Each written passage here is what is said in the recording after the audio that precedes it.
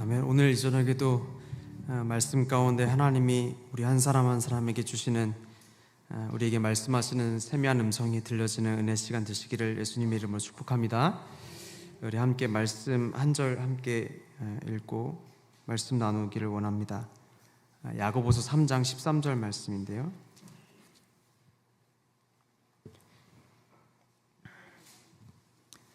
야고보서 3장 13절의 말씀,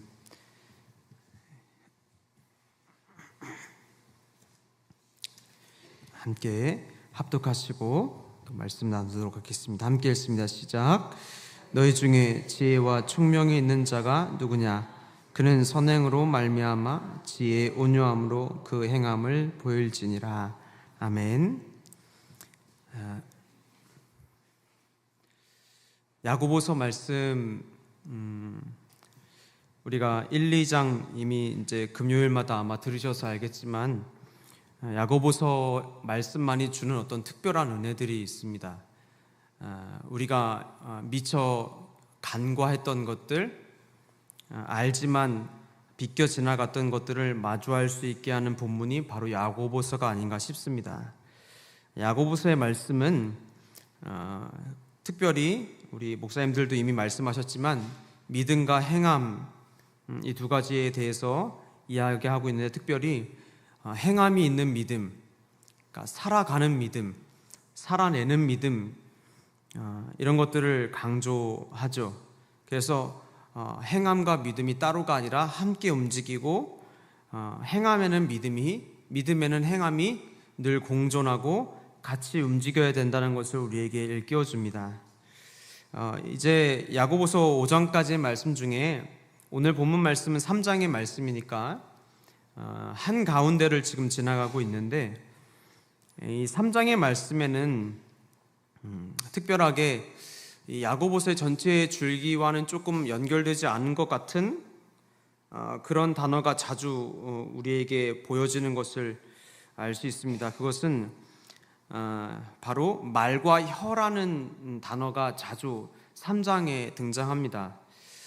사실 행함이라는 단어, 실천이라는 단어랑 말이라는 단어는 같은 선상에 놓기 어려운 단어이잖아요. 너는 말만 많아, 이렇게 얘기하면 무슨 뜻이죠? 말은 잘하는데 그렇게 못 산다는 뜻이잖아요. 그러니까 우리가 보통 이야기할 때 삶이랑 말은 약간 대척점에 놓고 이야기해야 될 단어인데, 오늘 3장에서는 야고보가 말과 혀에 대한 이야기들을 지금 하고 있습니다. 마치 반대되는 것 같은 이 단어들, 야고보는 말과 혀를 통해서 무슨 이야기를 하고 싶은 것인지 살펴보기를 원하는데, 2절 3절 말씀 먼저 보시면, 우리가 다 실수가 많으니 만일 말에 실수가 없는 자라면 곧 온전한 사람이라 능히 온몸도 굴레에 씌우리라. 우리가 말들의 입에 재갈을 물리는 것은 우리에게 순종하게 하려고 그 온몸을 제어하는 것이라, 이렇게 말씀하죠. 우리가 실수가 많은데, 그래서 말에 실수가 없는 사람이 완전한 사람이다 라는 말은 말에 실수가 없을 수가 있나요? 완전할 수 없다는 뜻입니다. 우리가 다 실수가 있고, 특별히 우리 말도 그렇다는 거예요. 우리 말도 실수가 있고 우리는 그렇게 부족한 사람이라는 것을 의미하죠. 그리고 5절에서 8절 말씀도 이어서 보시면, 이와 같이 혀도 작은 지체로 돼 큰 것을 자랑하는도다. 보라, 얼마나 작은 불이 얼마나 많은 나무를 태우는가. 혀는 곧 불이요 불의의 세계라. 혀는 우리 지체 중에서 온몸을 더럽히고 삶의 수레바퀴를 불사르나니 그 사르는 것이 지옥불에서 나느니라. 여러 종류의 짐승과 새와 벌레와 바다의 생물은 다 사람이 길들일 수 있고 길들여 왔거니와 혀는 능히 길들일 사람이 없나니 쉬지 아니하는 악이요 죽이는 독이 가득한 것이니라, 이렇게 말씀합니다. 사람이 이 입술을 완벽하게 다룰 수 있는 사람 없고 완전한 사람은 없고, 이 입술은 우리가 제어하기가 너무 어렵다는 것을 우리가 읽은 말씀에서 알 수 있게 되죠. 모든 짐승들, 새와 벌레, 바다의 생물들도 사람들이 다 길들여 왔다는 거예요. 시간과 어떤 열정이 있으면 다 길들일 수 있는 것들이라는 거예요. 그런데 사람의 입은 그럴 수 없다는 거예요. 그렇게 길들여지지 않는다, 이렇게 이야기하죠. 행함에 대해 강조하면서 행동하고 실천하는 것에 대해서 이야기하던 야고보는 3장에 들어와서 말에 대한 이야기를 왜 지금 5장, 그 5장의 이 길이에서 3장 한 가운데를 지나가면서 왜 말과 혀에 대한 이야기를 하고 있을까? 우리가 방금 읽은 말씀들에서 우리가 확인할 수 있는데, 말에 실수가 있다는 것은 이 실수라는 단어는 푸타이오라는 헬라어인데요, 이 말에는 비틀거리다, 범죄하다 이런 뜻이 같이 있어요. 그러니까 우리의 입술은 쉽게 범죄할 수밖에 없다라는 의미예요. 그러니까 실수가 많다는 게 단순히 그냥 뭐 이렇게 말을 저는 것, 그런 거 있잖아요. 가끔씩 여러분도 느끼시나요? 내가 말한 것이랑 입으로 나오는 게 다를 때, 분명히 다윗을 생각하고 말했는데 입으로 사울을 얘기할 때, 이럴 때 있으시나요? 설교할 때도 가끔 그럴 때가 있어요. 분명히 내 머릿속에서는 그 단어를 알고 이렇게 말하는데 정작 입으로 나올 때는 다른 단어가 나올 때가 있는, 그러니까 그런 어떤 어설픈 실수 정도를 이야기하는 게 아니라 우리의 입술은 범죄하기 쉬운 것이라는 것을 이야기해 주고 있어요. 또 크고 강한 어떤 강풍을 만난 배가 이리저리 파도에 휘둘려 갈 때 사공이 지극히 작은 키 하나로 강한 바람과 파도를 뚫고 그 큰 배를 원하는 방향으로 이끌어가는 것처럼 우리의 말혀도 큰 배에 있는 그 키와 같이 매우 작은 것이지만 우리 사람이라는 이 존재를 원하는 방향으로 손쉽게 이끌어간다라는 표현이기도 합니다. 그러니까 다시 말하면 우리 입은 참 실수도 많지만 우리의 입은 또 그와 반대로 엄청난 힘을 가지고 있다는 것을, 두 가지 양면성을 우리에게 이야기해 주고 있는 거예요. 문제는 이렇게 작은 혀는 사람을 이끌어가는 강력함을 가졌지만 범죄하기 쉬운 것이라는 이 양면성, 쉽게 기들 수 없다는 것을 우리가 이 말과 혀에 대한 것을 지금 이야기하고 있는데, 이 말과 혀는 너무나도 쉽게 악을 내뿜고 주변을 불살라 버리기도 하는 아주 위험한 것이라는 것을 우리에게 이야기해 주고 있는 것입니다. 혀는 잘못 사용하면 주변을 순식간에 불태워 버리는 듯한 일들을 이루어낸다는 거예요. 사람의 삶 속에서 말처럼 위험한 게 없어요. 말을 아주 잘하다가도 말 한 번 실수하면 그 전에 100번 말을 잘해도 그 말 한 번 실수 때문에 어떻게 돼요? 언론에 그냥 오르고 내리죠. 말 한 번 잘못하면 그 말 한 번 때문에 그 전에 쌓아놨던 모든 공로가 무너지는 것 같은, 그러니까 순식간에 말 하나가 주변을 다 불태워버리는 그런 경험들을 우리가 주위에서 적지 않게 봅니다. 그리고 이 혀는 상대방을 무너뜨릴 뿐만 아니라 내 자신도 무너뜨리는데 아주 결정적인 역할을 할 수도 있다는 거예요. 사람과 사람 사이의 관계, 또 내 자신의 나 자신을 망가뜨리는 것도 우리의 혀에 달려 있다는 것을 이야기하죠. 그래서 잠언 21장 23절에 입과 혀를 지키는 자는 자기 영혼을 환난에서 보전하느니라. 잠언 기자가 오죽 입과 혀가 위험했으면 이 혀만 잘 지켜도 영혼이 환난에서 벗어날 수 있다, 이렇게 표현할 정도예요. 그러니까 이 혀가, 이 입이 얼마나 강력한 힘을 가졌는지, 또 위험한 도구로 사용될 수 있는지를 다시 한번 확인할 수 있게 되죠. 우리는 우리 몸의 가장 작은 이 입과 혀를 때로는 별것 아닌 것으로 치부하며 우리는 허공에 너무나도 쉽게 말을 던져내지만 이 던져진 말들은 사람들의 마음속으로 자리 잡아서 그 사람 전체를 헤집어 놓을 수 있다는 거예요. 우리는 쉽게 그냥 말 한마디 툭 던졌지만 상대방은 그 말을 마음 깊숙이 받아서 분노를 가지고 있거나 시기를 갖거나 절망하거나 좌절하는 인생 전체를 무너뜨리는 소리로 듣게 되기도 한다는 거예요. 야고보는 행함이 있는 믿음으로 이렇게 살아가야 될 성도들에게 행함 있는 믿음으로 살지 못하게 하는 가장 위험한 것 중에 하나를 바로 입술이라고 보았어요.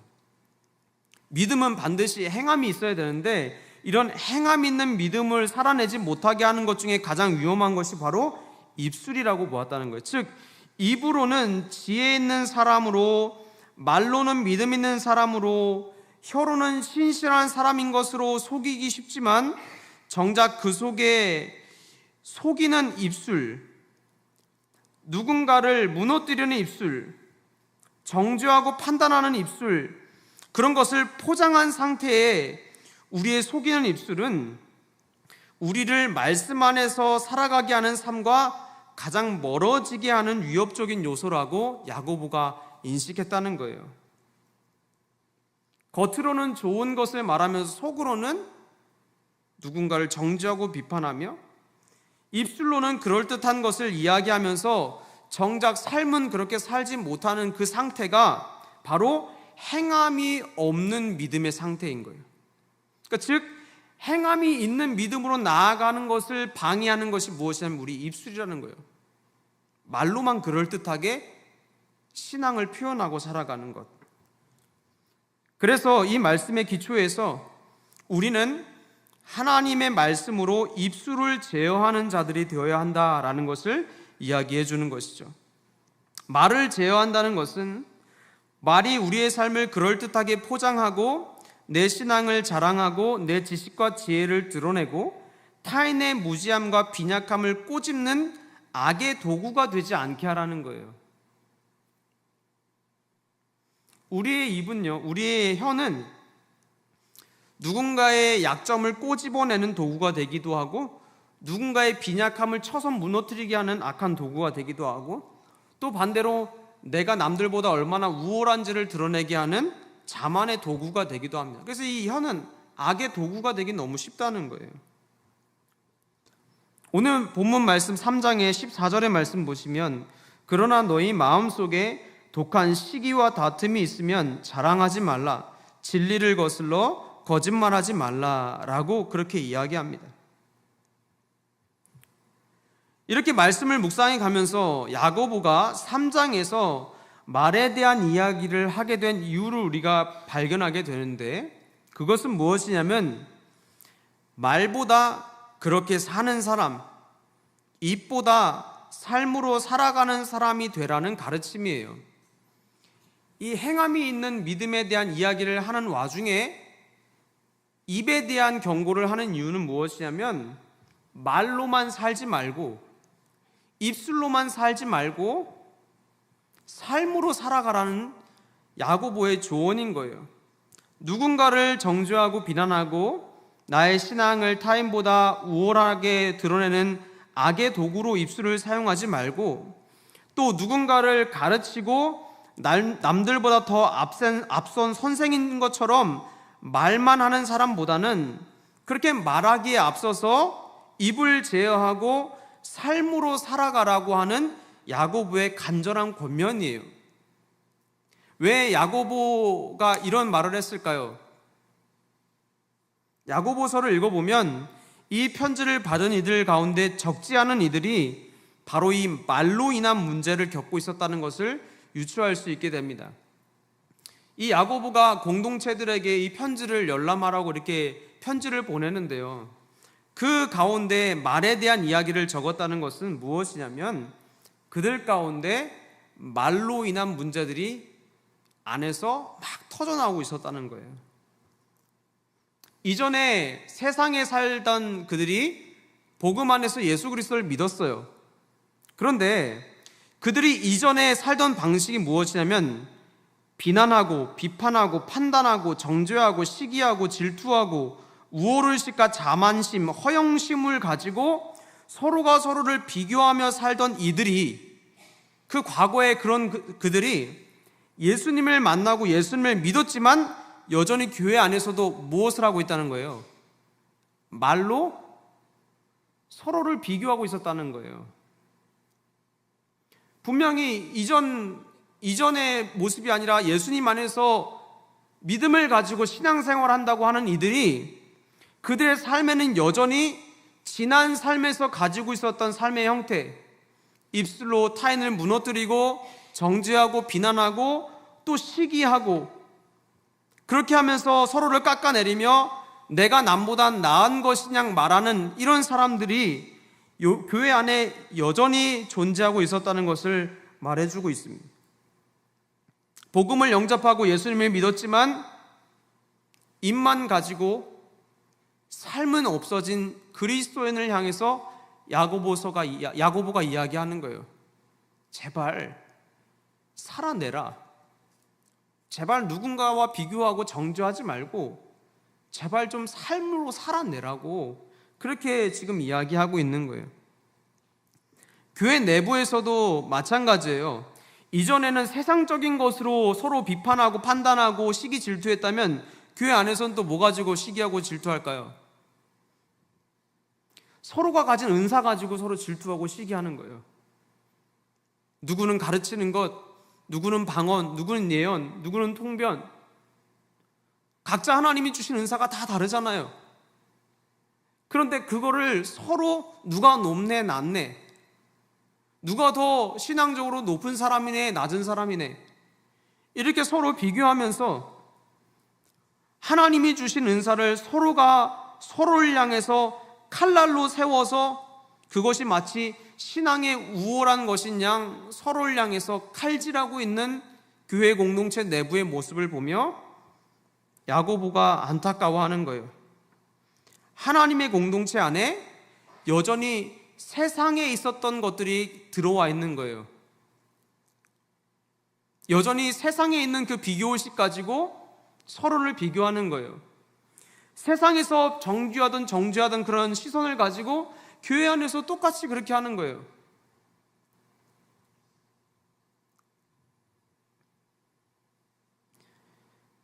성도 안에 예수님을 믿는 믿음이 있다고 말하지만 삶에서 전혀 나타나지 않은 그들을 보며 이 편지를 쓸 수밖에 없었던 것이죠. 믿음이 있다 하지만 그들의 말과 달리 삶에서는 전혀 성도의 향기가 나지 않는다는 것을 야고보가 보았기 때문입니다. 그래서 말에 대한 이야기를 3장에서 할 수밖에 없는 거예요. 말보다 살아내라는 거예요. 누구를 보며 비난하는 말, 정죄하는 말, 또 스스로를 깎아내리는 말, 서로가 그렇게 비교하지 말고 그냥 하나님 앞에서 여러분에게 주어진 삶을 살아내십시오. 이거예요. 그들은 자신의 삶을 하나님의 말씀에 비추어 살아가기보다는 타인의 삶을 가지고 와서 하나님의 말씀 앞에 놓고 자신들이 아는 기준과 법을 들이대며 타인의 삶을 재단하는 거예요. 사실 말씀은 누구에게 주시는 겁니까? 저에게 주시는 거예요. 그렇죠. 개인에게 내가 들으라고 하나님 주신 건데 내가 들으라고 주신 말씀을 놓고는 대상은 누구를 들고 와요? 내가 아니라 밖에 사람을 들고 와가지고 그 말씀을 가지고 얘는 여기서 얼마나 벗어났는지, 얼마나 부족한지, 얼마나 함량 미달인지를 줄로 아주 미리 단위로 세고 있는 거예요.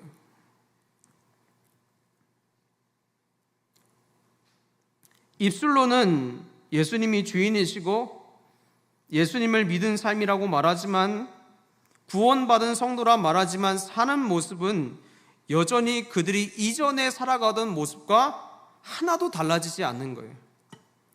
그럼 그것을 과연 믿음 있는 성도라 말할 수 있을까? 야고보의 질문입니다. 그거를 믿음 있는 성도라 말할 수 있겠느냐?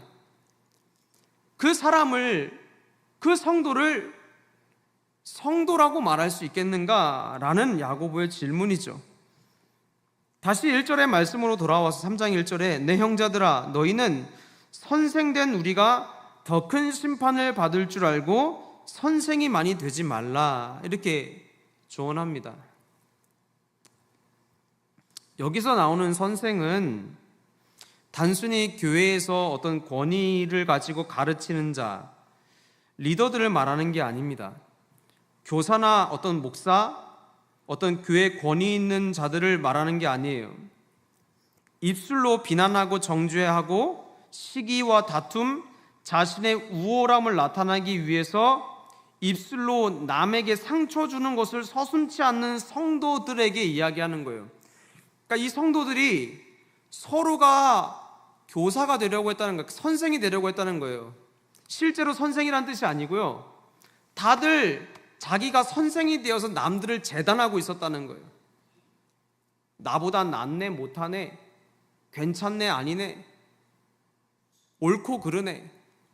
자기가 선생의 자리에 앉아서 주변 영혼들을 계속 재단하는 스승의 자리에 다들 앉아 있다는 거예요. 스스로 남들보다 낫다고 여기고 자기가 스스로 스승의 자리에 앉아있는 이들에게 야고보가 그렇게 타인을 판단하던 그 판단보다 더 크고 엄중한 하나님의 판단이 우리를 기다리고 있다는 사실을 말해주는 거예요. 더 큰 심판이 있다는 것을 기억해라. 이게 뭐예요? 더 큰 판단이 있다는 거예요. 더 정확하고 예리하고 날카로운 판단이 우리 위에 기다리고 있다는 거예요. 그러니 선생의 자리에서 내려오라는 거예요. 실제로 교사나 가르치는 자를 말하는 게 아니라 마음이 선생의 자리에 가 있는 사람들, 자기가 신앙적으로 우월하다고 여기며 자기가 가진 기준으로 스승의 자리에 앉아서 남들을 재단하던 그 사람들을 다 자리에서 내려오라는 거예요. 마음의 자리에서 내려와 너희를 심판하시고 판단하실 하나님의 자리를 기억하라는 거예요. 그러니 선생이 많이 되지 말라는 의미는 삶이 없는 입술만 가진 자로 살지 말라는 의미이며, 누군가에게 말하기 이전에 하나님 앞에서 자신의 삶을 돌아볼 줄 아는 사람이 되라는 야고보의 권면이에요. 그래서 3장 첫 자리에 스승이 되지 말아라, 그렇게 얘기하는 거예요. 우리가 알듯이 말하기는 쉽습니다. 타인의 허물과 약점을 찾아내는 것은 어렵지 않아요. 왜냐하면 그 우리 전문이죠. 저도 전문입니다. 또 제가 굉장히 이성적이거든요. 뭐가 옳고 그른지, 논리적인지 그런 걸로 사람을 판단하길 잘하는 것이 우리 자신이에요. 우리는 누가 시키지 않아도 알아서 스승의 자리에 잘 올라가요. 내가 조금만 뭐가 된다 싶으면 바로 스승의 자리에 올라가서 남들을 판단하고 이건 이래서 안 되네, 저거래서 틀리는 애. 우리는 너무나 쉽게 스승의 자리에 올라가고 남들의 허물을 들춰내는 것을 어려워하지 않아요. 그런데 내 삶을 돌이키고 자기 모습을 점검하고 또 하나님의 말씀을 내 삶에 적용시켜서 나를 쳐서 복종시키는 것은요, 너무 어려운 일입니다. 그러니까 자꾸 쉬운 거 하는 거예요. 남을 깎아내리며 나의 신앙을 높이려 하고, 내가 말씀을 부딪혀서 쳐서 복종시키는 건 어려우니 타인의 삶을 깎아내림으로 내 신앙의 우월함을 증명하고 싶어 하는 것, 우리 안에 있는 죄된 본성입니다. 그래서 고린도전서 9장 27절에 바울이 이렇게 이야기합니다. 내가 내 몸을 쳐서 복종하게 함은 내가 남에게 전파한 후에 자신이 도리어 버림당할까 두려워함이로다. 바울도 그렇게 영적인 거장이었던 바울도 두렵고 떨림으로 고백하는 거예요. 자기도 두렵다는 거예요. 이건요, 믿음이 없는 두려움이 아니에요. 아시죠? 이 두려움은 바울이 믿음이 없어서 두려워하는 게 아니죠. 이 두려움은 하나님 앞에서 바로 살고자 하는 갈망에서 출발한 두려움이에요. 내가 남에게 전파한 후에 자신이 도리어 버림을 당할까 무섭다라고 말하죠. 방금 읽은 말씀, 남에게 전파한 후에, 남에게 설교한 후에, 남에게 선포한 후에, 남에게 무엇인가 가르친 후에 자기가 도리어 버림당할까 무섭다는 거예요. 바울은 누구보다 힘있게 복음을 증거했던 사람이고 복음을 변호했던 사람이죠. 하나님의 말씀, 특별히 예수 그리스도가 우리의 삶의 주인이시며 살아계신 하나님이라는 것을 목숨을 걸고 담대하게 증언했던 사람이 바로 바울입니다. 그런데 그렇게 열정을 다해서 선포하고 하나님의 나라와 그의 의, 하나님의 복된 소식을 증거하던 바울도 말씀이 선포된 뒤에는 늘 자신이 말씀에 부끄럽지 않은 삶을 살고 있는지, 혹 그렇지 못하다면 전심으로 말씀에 부끄럽지 않은 삶을 내가 원하고 갈망하는지를 살필 수 있었던 사람이 바로 바울이었어요. 이게 바울의 강점입니다. 바울은 담대하게 외쳤지만 돌아서면 제일 먼저 자기의 삶을 말씀의 칼로 찔러 넣었던 사람. 누군가에게 강하게 외치고 나서는 돌아서서는 제일 먼저 자기 심장에 말씀을 들이댔던 사람, 이게 바울이에요. 말로 다른 이의 마음을 치기 전에, 말로 타인에게 무엇을 가르치기 전에 먼저 자기 자신을 말씀 앞에서 칠 수 있는 사람, 하나님의 뜻 앞에 자기를 먼저 가르치고 삶으로 주님 앞에 나아가려고 했던 사람이 바울인 거예요. 바울이 얘기합니다. 그래서 나는 내 몸을 칠 수밖에 없다는 거예요. 왜냐? 말한 대로 살아가고 싶기 때문이죠. 마태복음 7장 1절에서 2절 말씀, 비판을 받지 아니하려거든 비판하지 말라. 너희가 비판하는 그 비판으로 너희가 그 비판을 받을 것이요 너희가 헤아리는 그 헤아림으로 너희가 헤아림을 받을 것이니라. 잘하시는 말씀이죠. 우리가 늘 살펴야 하는 것은요, 타인의 삶이 아니라 하나님과 우리 사이를 살피는 거예요. 우리가 예리한 눈으로 보아야 될 것은 타인이 아니라 하나님과 내 사이가 무엇이 있는지를 예리하게 봐야 돼요. 우리가 헤아릴 것은요, 타인의 어떤 문제가 아니라 하나님과 나 사이의 관계를 헤아릴 줄 알아야 돼요. 하나님과 나 사이의 관계를 정말로 선명하게 들여다볼 수 있는 눈을 가지고, 그런 후에라야 그 마음을 가지고 누군가에게 마음 담아 권면할 수 있는 사람이 되죠.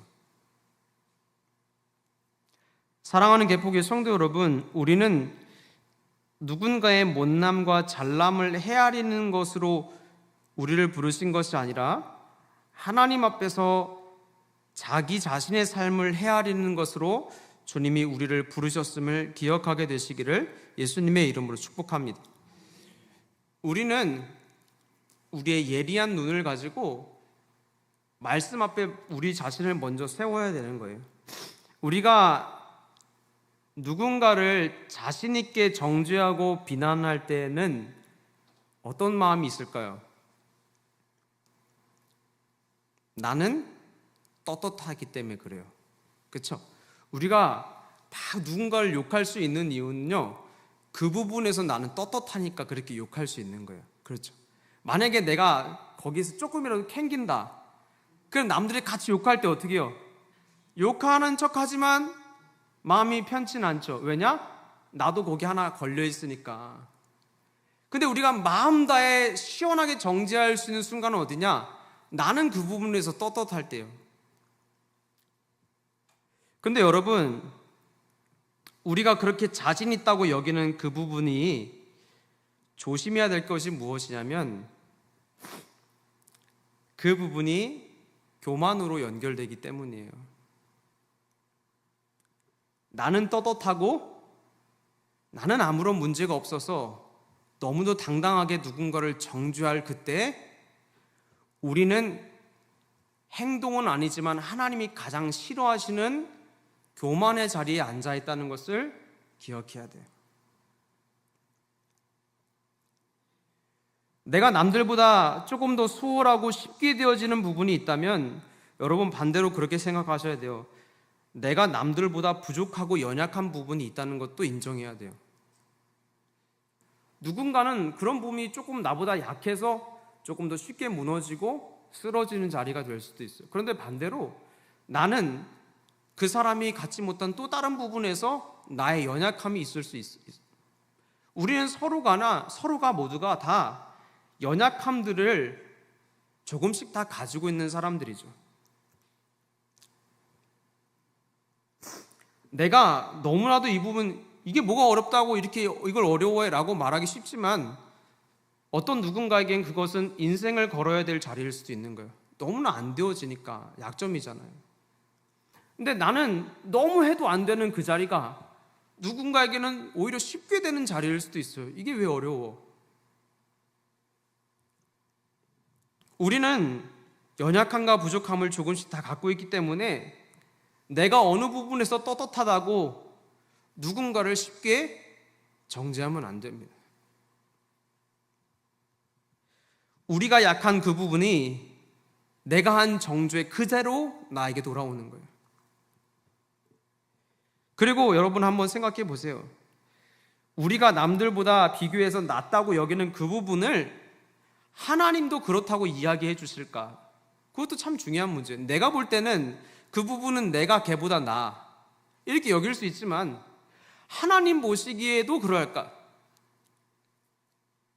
모르죠. 하나님만 아시겠죠.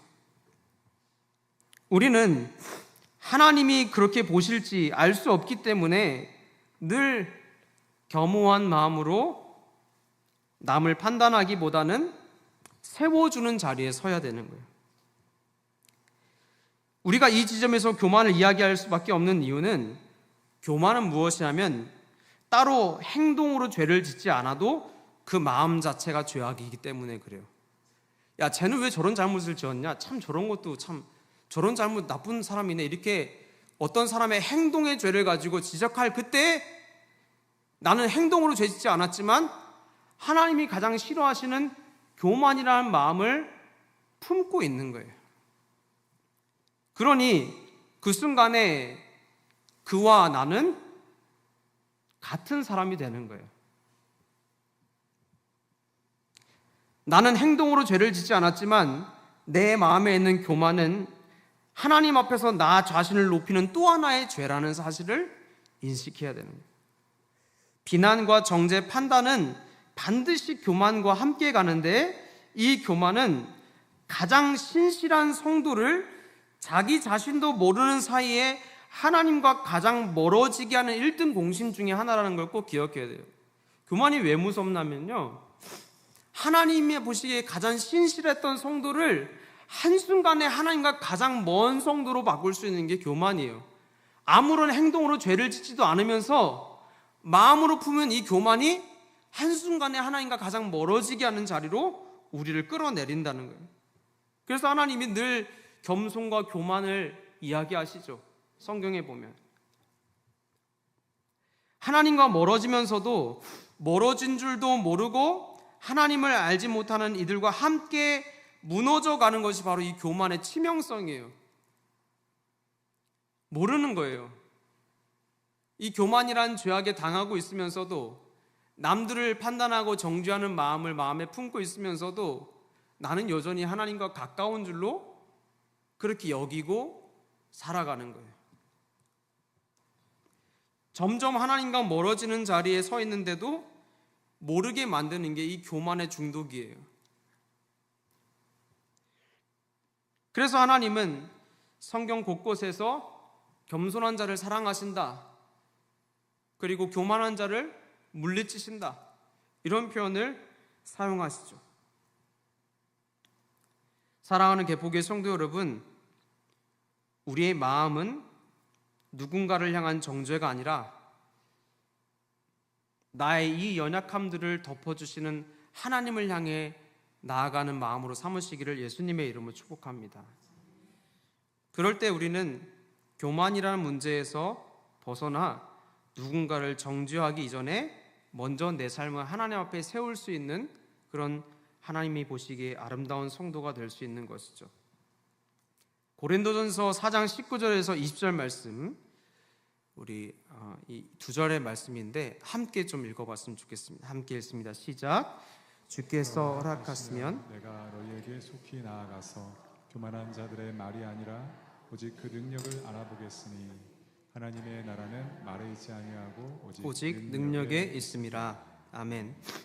저는 이 능력이 삶이라고 믿어요. 말에 있는 게 아니라 능력에 있다 이렇게 이야기하지만 이렇게 표현해도 돼요. 말에 있지 아니하고 삶에 있다. 우리의 능력은 삶에서 드러나요. 우리의 그럴듯한 입술이 아니라 내가 살아가는 날 자체가 증인이고 증거인 거예요. 저와 여러분의 삶에 하나님의 능력이 나타나는 것, 입술로 하나님의 능력을 이야기하는 것이 아니라 우리의 삶 속에 하나님의 능력이 나타나는 것이 우리의 삶에 가야 될 방향인 줄로 믿습니다. 우리의 삶의 걸음 속에 복음의 능력이 드러나는 성도로 하나님이 오늘도 우리의 삶을 주목하고 계시는 거예요.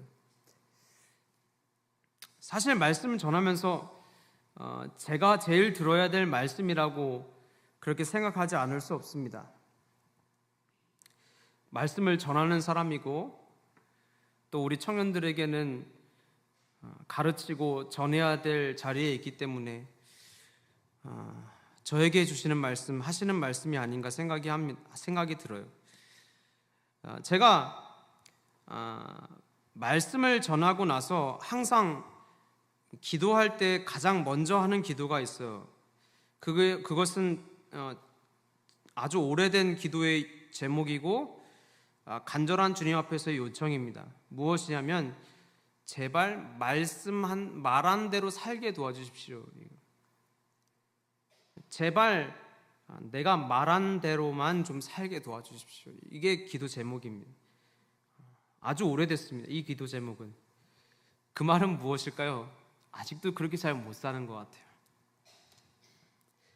그런데 이 기도 제목은 제 기도에서 뺄 수 없는 가장 첫 번째 자리에 있는 하나님 앞에 드리는 제 마음의 고백입니다. 말씀대로 사는 것,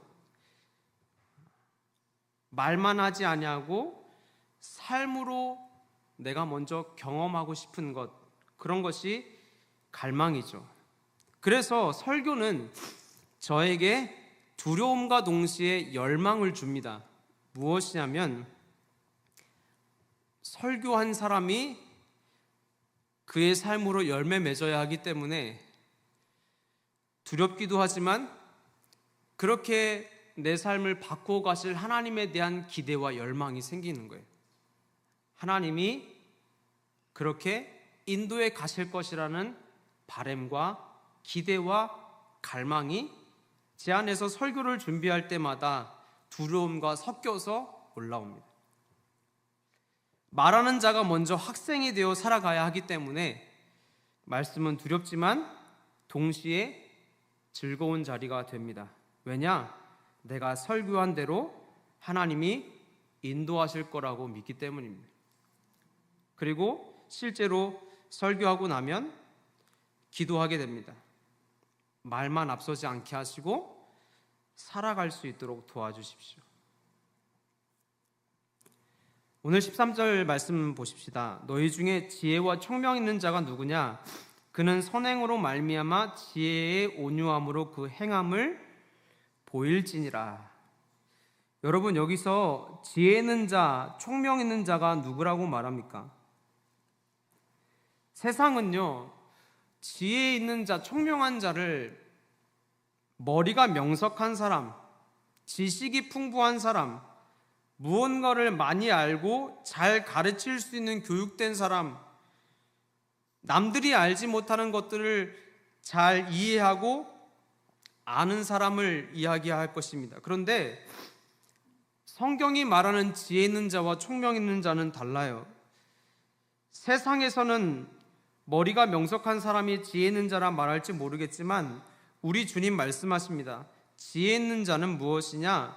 하나님의 마음과 하나님의 성품을 가지고 행하는 것, 즉 삶으로 보여주는 사람, 그 사람이 총명한 사람이라는 말씀을 주시는 거예요. 총명한 자가 누구냐? 그는 선행으로 말미암아 지혜의 온유함으로 그 행함을 보일지니라.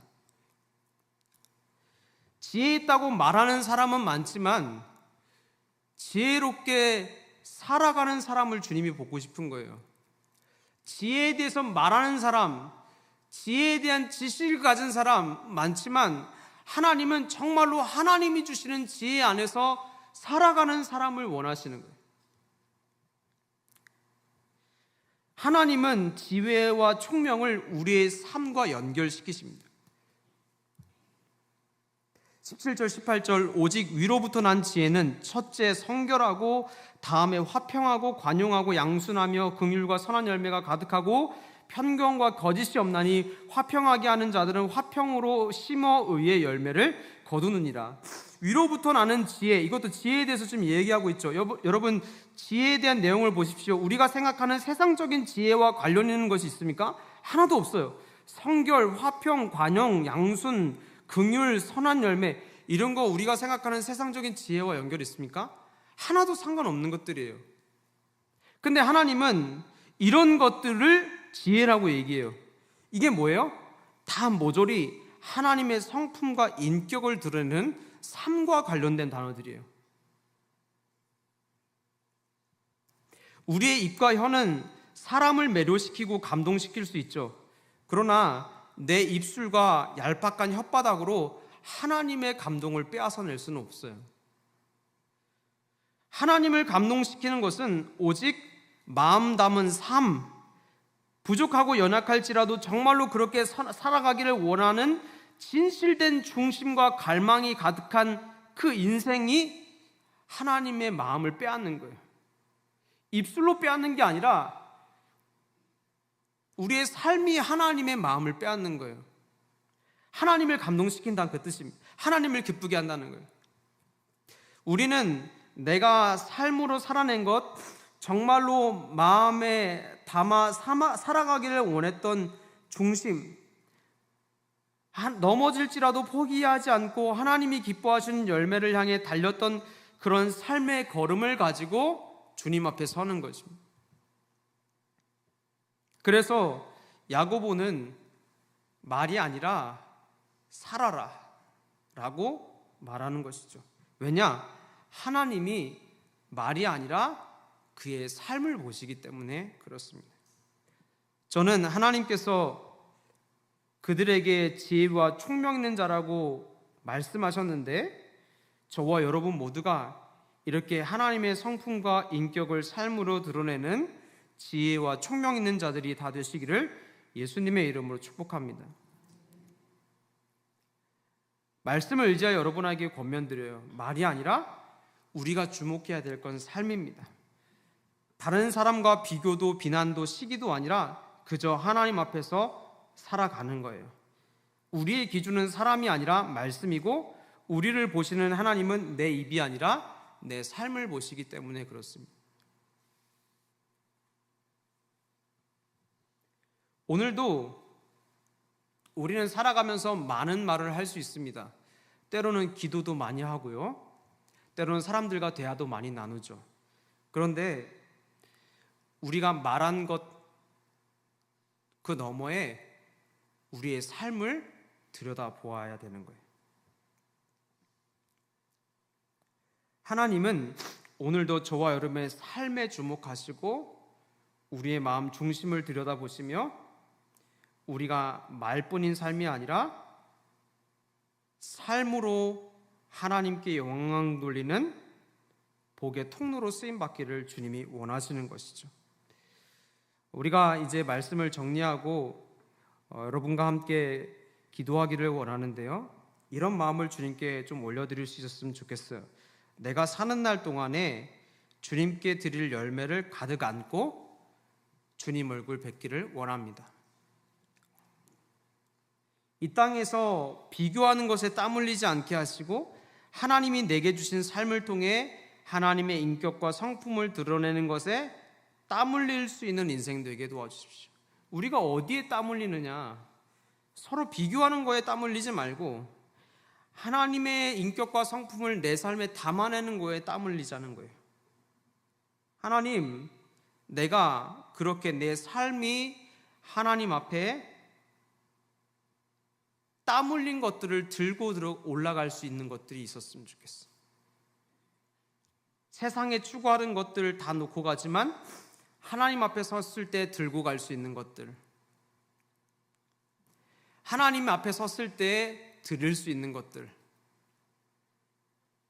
허공에 사라지는 말이 아니라 우리가 그렇게 살아냈던 삶, 살기 위해 애쓰고 간절히 주님 앞에 기도했던 갈망들, 열망들, 하나님 앞에 들고 들어갈 수 있는 것들이에요. 하나님은 오늘도 저와 여러분에게 그 열매를 들고 오라고 우리에게 삶을 주신 것입니다. 바라기는 이 저녁에 기도하실 때 하나님, 내게 주님께 갖고 갈 수 있는 열매가 있게 도와주십시오. 내가 주님 얼굴 배울 때 주님 앞에 드릴 수 있는 열매를 내게 허락해 주십시오. 서로 비교하고 판단하는 것에 땀 흘리지 않게 하시고 하나님이 주시는 성령의 열매, 의의 열매를 가득 맺어가는 것에 땀 흘릴 수 있는 성도 되게 하여 주옵소서.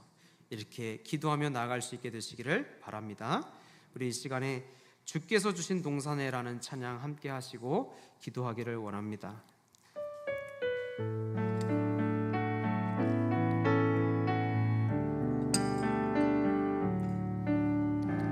주께서 주신 동산에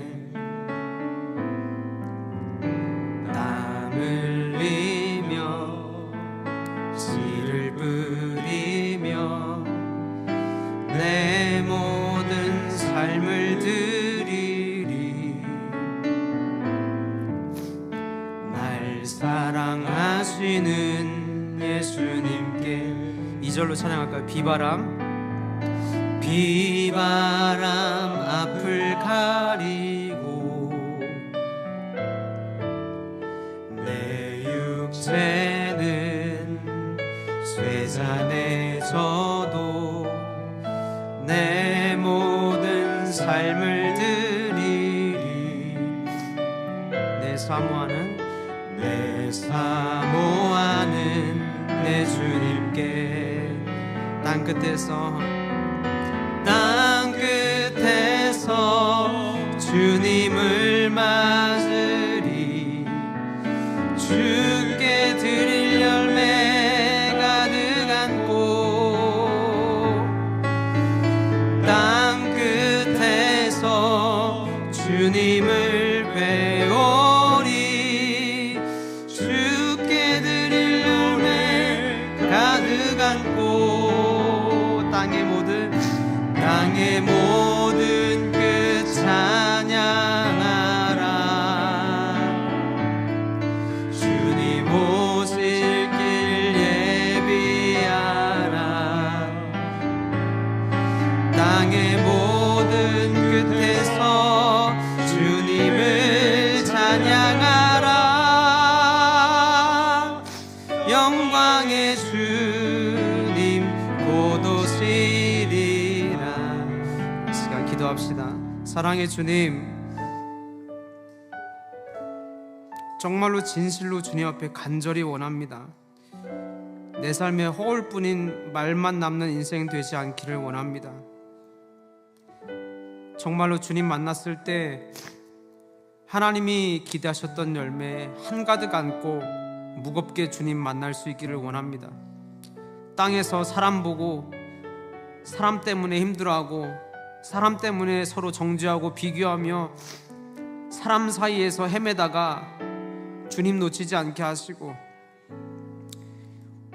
우리의 말로 우리의 삶을 덮느라 애쓰지 않게 하시고 우리에게 주신 삶을 오직 하나님 앞에서 묵묵히 걸어내며 오늘도 우리에게 주신 시간 속에서 하나님의 성품과 인격을 닮아가는 주의 성도로 이 땅을 걸어갈 수 있도록 우리 모두에게 은혜 베풀어 주시기를 원합니다.